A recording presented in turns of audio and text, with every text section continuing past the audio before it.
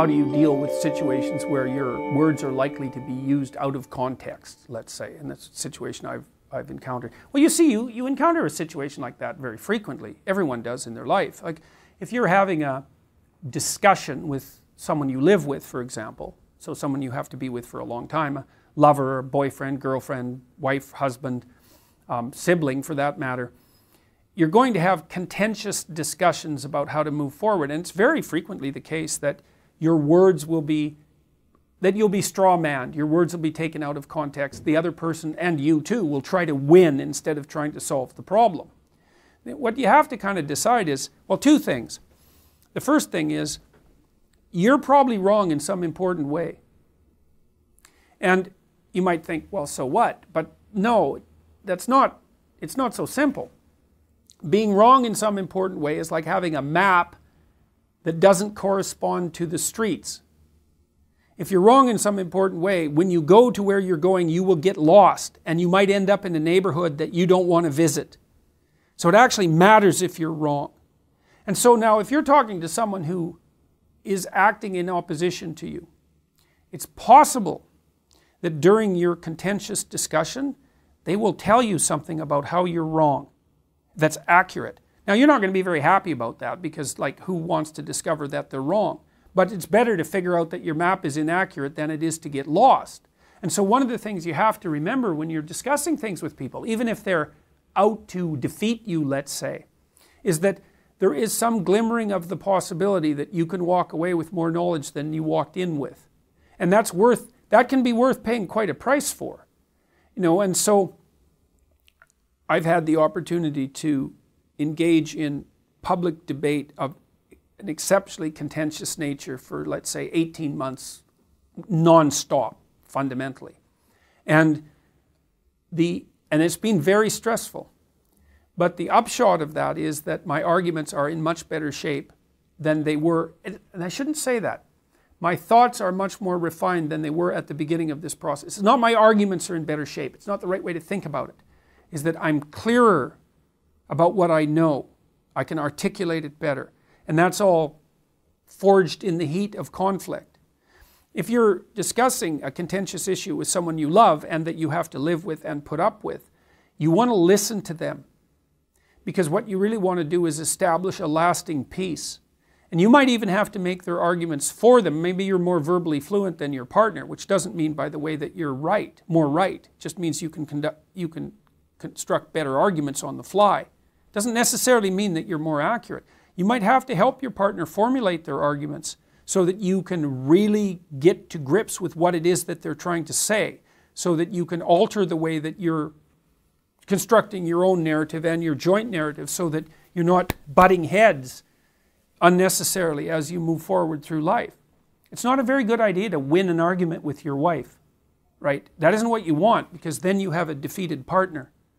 And a defeated partner is not happy. And a defeated partner is often out to reclaim the defeat.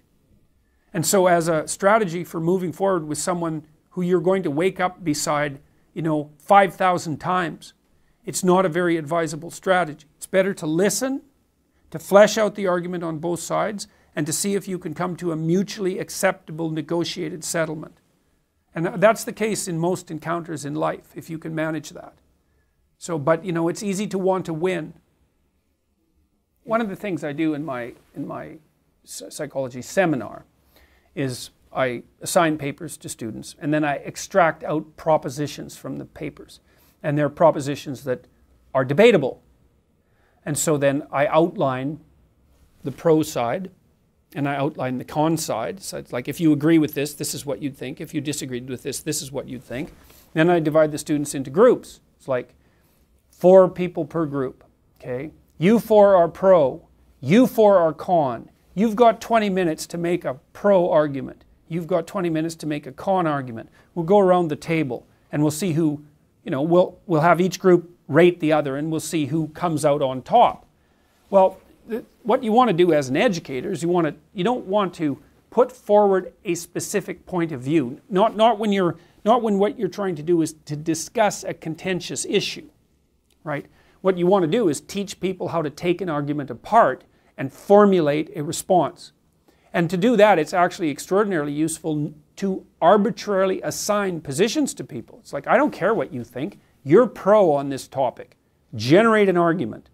And what that does is it vastly widens people's conceptualizations of the argumentative space. Because most really contentious issues, gun control, abortion, those sorts of things, there is a lot to be said on both sides.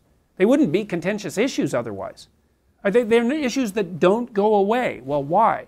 Well, because they're so complex. They don't lend themselves to easy unitary solutions. One of the things you want to learn if you're educated is that on any complex subject, there's a lot to be said. And that, you're going to come at that with your particular ideological bias, let's say, your temperamental bias. Maybe even you might even come up at it with things you've actually thought about, although that's pretty damn rare. But you need to learn just exactly how localized your viewpoint is. There's psychology experiments that demonstrate this quite clearly.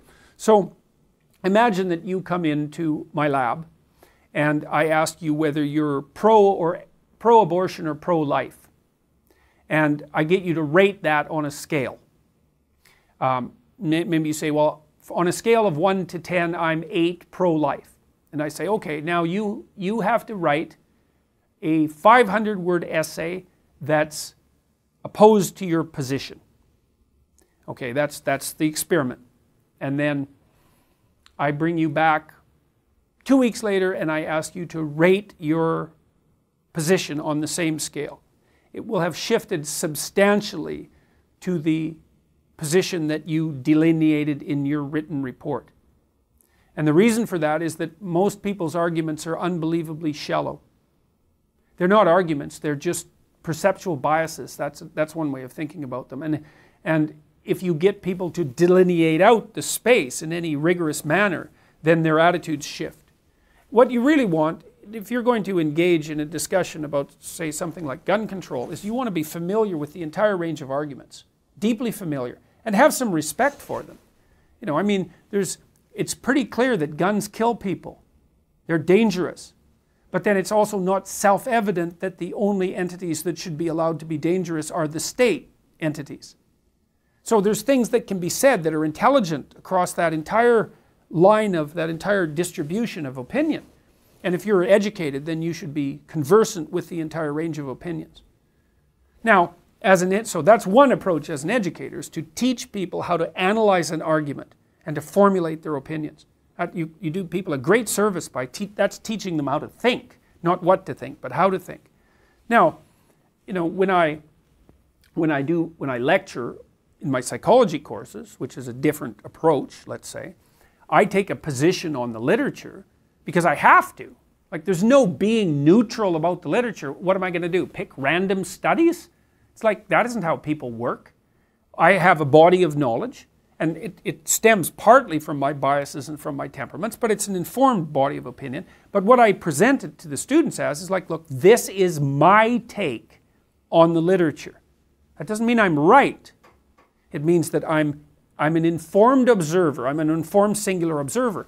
And what I'm doing then is modeling how an informed singular observer would deal with a complex body of literature. So it's partly, in that role, I'm not exactly providing facts, and I'm not exactly teaching people how to think. I'm saying, if you're a psychologist, research psychologist, and you want to engage with the literature, here's one way that you would do it. And so then I'm a model. And I'm a model of a way to be in a particular domain. Now, that doesn't mean that you have to emulate me, from top to bottom, but at least you have a sense of what it's like to be a person doing that. And so that's a different form of pedagogy.